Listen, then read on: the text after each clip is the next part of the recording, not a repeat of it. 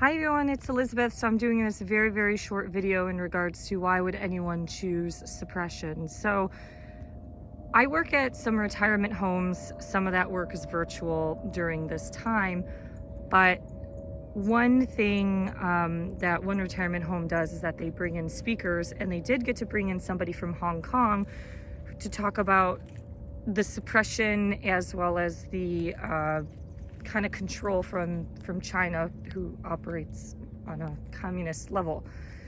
And as I'm standing here in this really beautiful area, this open space, this open natural land, this is, the Seattle that I know and remember and love, I cannot envision or understand why people would want to suppress other people. Your spiritual birthright on this planet is to be free. It's to be free to question who you are, to question things on life, to question your soul and personal growth, to question who is God. These are things that will happen throughout the time of your evolution on this planet. And the suppression that's happening a lot on the internet is one form of censorship that can completely destroy your life. People lose jobs for things that they say. You get caught on a video, you can completely get lost in your job. You can lose your job based on certain things that that you can get caught on camera for, and that type of world can completely destroy someone's life. Instead of letting them learn from their mistakes and having some form of justice, people are their whole reality changes because of technology.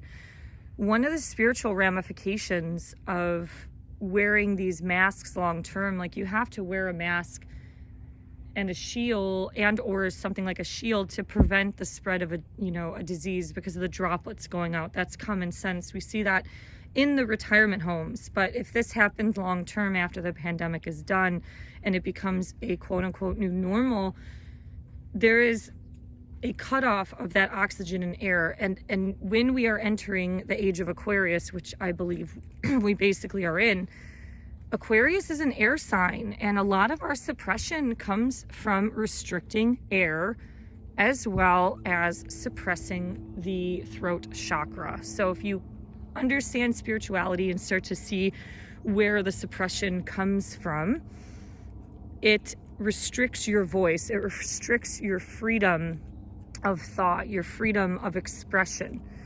It restricts the actual air that you breathe. If we cannot, oh my God, there's like 3 major spider webs here. They're kind of cool looking. It restricts this part of us that is, I guess, quote unquote new. If you look at water sign, like the age of Pisces, Pisces is water. So you had navigation and all of that happening through the time. And so now in this new age, we are now looking at air qualities. What is air? Wow. Space travel, Tesla, or not Tesla, what's that guy's name? Elon Musk, from creating Tesla, is trying to, do space travel and all this things. So now we're entering a different form of energy where people have migrated through the water through boats and ships and navigation for the last 2,000 years. And now we're looking at space travel, but also restricting our physical air. Water is symbolic to emotion. So I think a lot of that restriction back in the medieval day was restricting more emotional qualities, because if you went against the church or something like that, you would get branded for it or completely killed. So in this world of suppression, I'm walking around and looking at this naturally created land, looking even at these spiders. Spiders do have a combination of light and dark qualities. My God, they're everywhere. I guess this must be the season. But why would anybody want to choose to restrict other people? Why would you want to choose restriction on and suppress other people for your own power and your own gain? It's complete opposite of losing the spiritual quality and that spiritual consciousness that says your birthright is to be kind of free to some degree. I'm not 100% against the government. Look at these cool water droplets. Oh my God, that's so neat. I'm not against the government in all areas, but I do think, you know, the government is corrupt and has a lot of control, or is trying to control us, you know, Big Brother, things like that. So I don't know. I don't understand that frame of thought or mentality. I do think it's egoic. It comes from a dark side that is not developed because people crave money, power. They crave their ego to be heard and to be seen. And, you know, I went to look at, I never looked at Anteva's website, and they kind of scare the shit out of me because they're in the West Coast a lot. But they promote weapons. They talk about paid volunteers. I don't understand how a volunteer can be paid. That makes no common sense to me.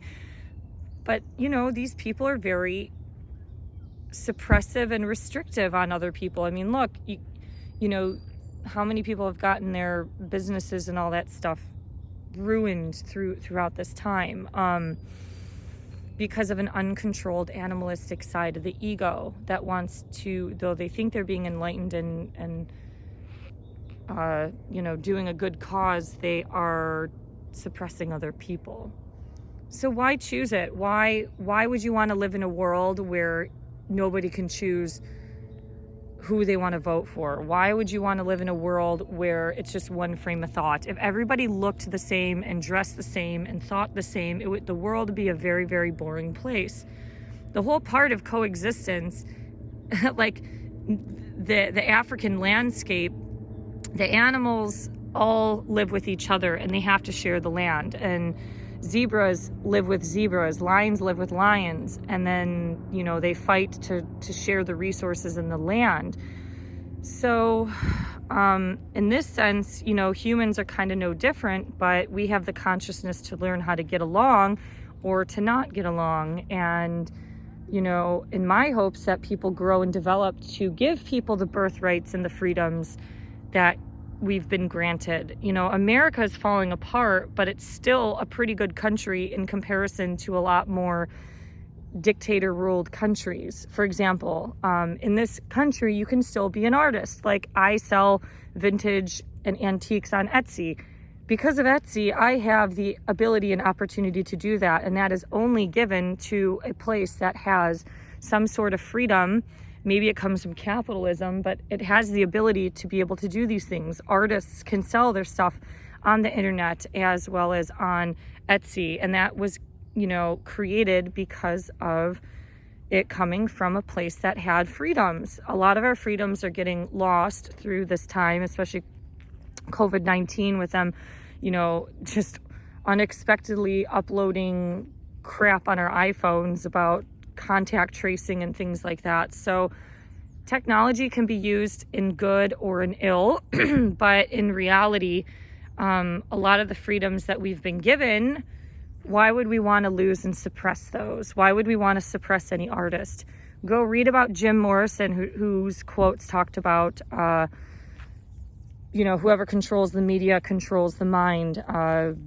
What's his name? Bob Marley. One of his videos gave us a warning about kind of like an NWO type of consciousness coming in. Anyways, these are some thoughts that I have. I hope you like them.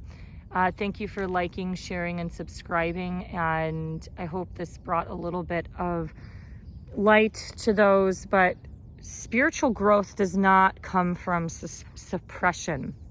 It doesn't. Sometimes people have to walk into the dark in order to get back into the light. I've never really had to do that, but sometimes it happens. So if you suppress people's choices, they can't learn and grow, even if they have to do things that we don't necessarily agree with. Like, for example, just getting hooked on drugs. So anyways, thank you for listening. Hope you're well and have a great day. Bye-bye.